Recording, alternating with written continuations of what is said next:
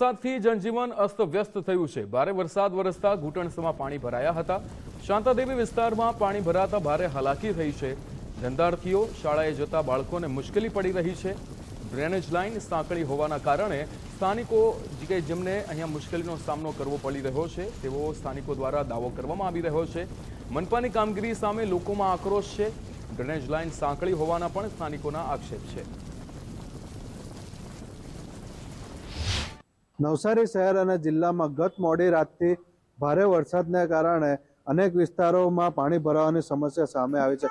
હાલમાં આપણે છીએ નવસારીના શાંતાદેવી વિસ્તારમાં, જ્યાં ગટરના પાણીની સાથે વરસાદી પાણી મિક્સ થવાને કારણે વિસ્તારમાં જળબંબાકારની સ્થિતિ જન્મી છે, જેના કારણે વાહન ચાલકો અને રાહદારીઓને ઘણી મુશ્કેલીઓનો સામનો કરવો પડી રહ્યો છે।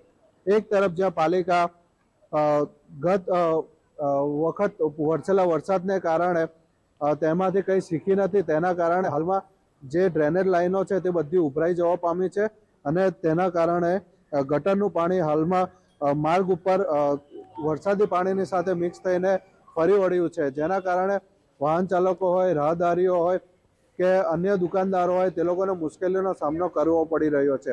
નીલ નાયક, ગુજરાત ફર્સ્ટ ન્યૂઝ, નવસારી।